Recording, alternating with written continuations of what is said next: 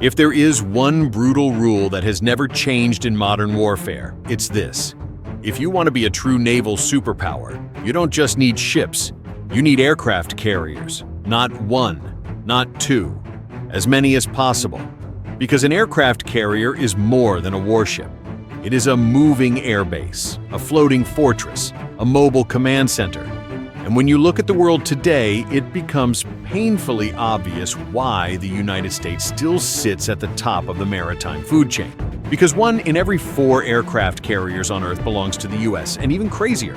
When you add up the total deck space of America's carrier fleet, it's more than double the combined deck space of every other nation, combined. That advantage is not just big, it's unfair. And at the center of this global carrier hierarchy sits a $13 billion monster so massive that it doesn't even get called an aircraft carrier in casual conversation. It gets called a supercarrier. But here's the uncomfortable truth for Washington. Even with all that dominance, the rest of the world hasn't stopped trying to catch up. Some countries are building new carriers. Some are upgrading helicopter destroyers into stealth fighter platforms. Some are racing toward electromagnetic catapults. Some are planning true next-generation carriers meant to enter service in the 2030s. So today, we're going to map out the global aircraft carrier battlefield. Every serious competitor, every carrier that matters, and every nation trying to challenge the U.S. Navy's supercarrier era. Let's begin at the lower end of the carrier spectrum. Still important, still capable, but operating on a completely different scale. Brazil operates the Atlântico, a ship originally constructed in the United Kingdom and later acquired to serve as Brazil's flagship aviation platform. It displaces about 21,500 tons, carries up to 18 aircraft, travels at around 18 knots, and has the range to operate across huge maritime distances, about 8,000 miles. It's not a supercarrier, but it represents a serious commitment. A nation wanting relevance on the world's oceans must have an aviation deck. Thailand's carrier is even more unique. The HTMS Chakri Naruabet is not just Thailand's only aircraft carrier. It is widely considered the smallest functioning aircraft carrier in the world. Its displacement is roughly 11,486 tons, and it can operate around 22 aircraft, but only those capable of vertical or short takeoff and landing, because the deck itself is too short for conventional fighter ops. Even so, it has a massive strategic value for Thailand, a symbol of reach, and a platform that can still coordinate power at sea. Spain operates Juan Carlos I, a highly versatile amphibious assault ship that functions as an aircraft carrier.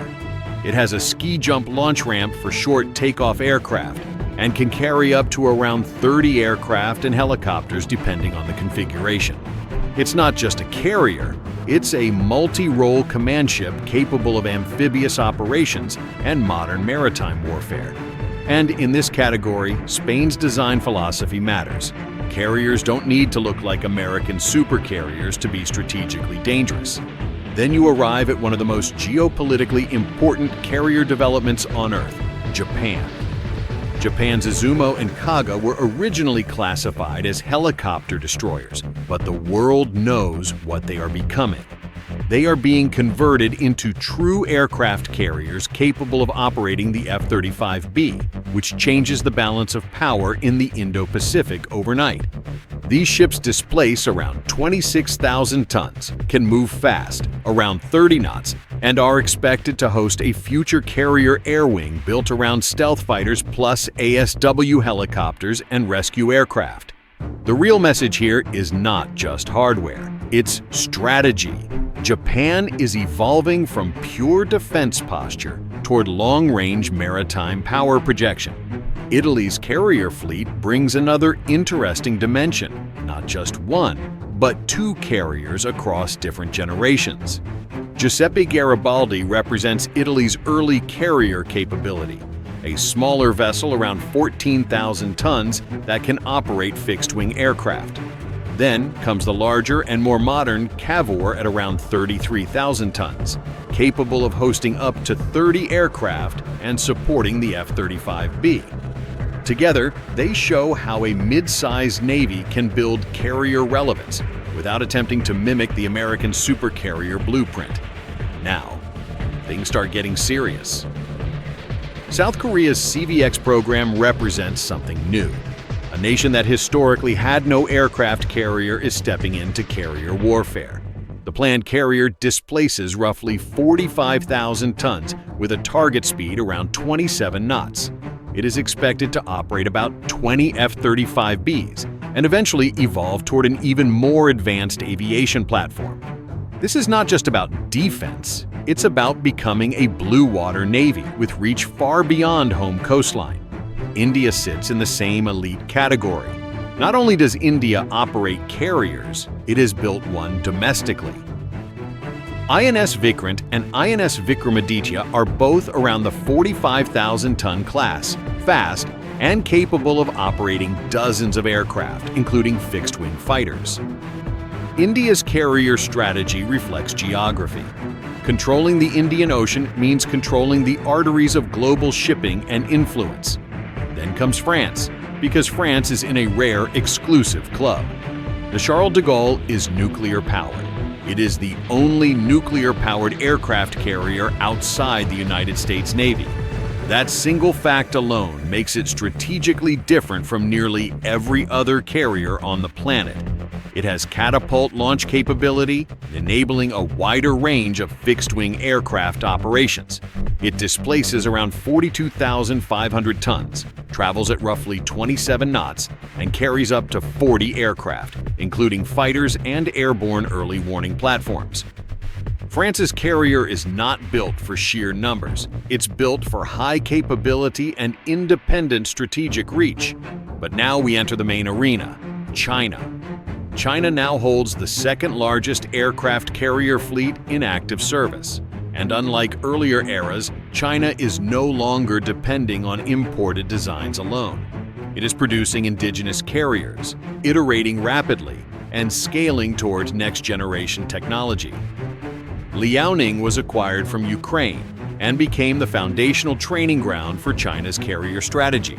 It displaces around 61,000 tons, moves at about 32 knots, and can carry roughly 40 aircraft. Then, Shandong followed, China's first domestically built carrier. At around 70,000 tons and carrying up to roughly 44 aircraft, it represents a major leap not only in shipbuilding, but in operational confidence. But the real shift, the ship that forces the world to recalculate everything, is the Fujian. China's Type 003 Fujian is different. It is the largest conventionally powered aircraft carrier in the world. And unlike its predecessors, it features electromagnetic catapults and arresting gear, technology once considered a near monopoly of the United States Navy. It has 3 electromagnetic launch systems. America's Ford class has 4. But the point isn't the number. The point is that China crossed a line. Carrier aviation with electromagnetic catapults allows new aircraft types, heavier loads, improved sortie rates, and a future where China can launch more modern carrier-based aircraft with far less limitation than ski jump designs. And that is why the Fujian is treated like a milestone. Russia, on paper, also plays in this space, but with a very different reality. The Admiral Kuznetsov has long been Russia's flagship carrier. At around 58,000 tons and hosting up to 30 aircraft, it is heavily armed compared to many carriers globally. But it lacks catapult launch systems and relies on a ramp, which limits the type of aircraft and the payload options during takeoff. In the carrier age, limitations like that can define the outcome of a fleet battle. Then there is the United Kingdom, arguably America's closest carrier peer in the Western world. HMS Queen Elizabeth and HMS Prince of Wales are massive ships, about 65,000 tons each, capable of carrying more than 65 aircraft under surge conditions and able to project power at long range. Their air wings include helicopters and F-35B stealth fighters, meaning the UK can field a stealth carrier group, something that very few nations can even attempt. And yet, even with all that prestige, these carriers still sit below the American supercarrier tier.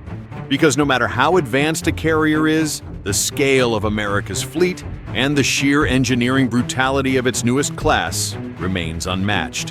Which brings us to number 1, the Ford class, the most powerful aircraft carrier class ever built. Each carrier costs around $13 billion. 10 of them are planned, meaning this one class alone represents approximately $130 billion in acquisition cost. That is more money than most countries spend on their entire navy. The Ford class is built around nuclear dominance, 2 Bechtel A-1B reactors generating massive electrical output, allowing the ship to operate for 25 years without refueling.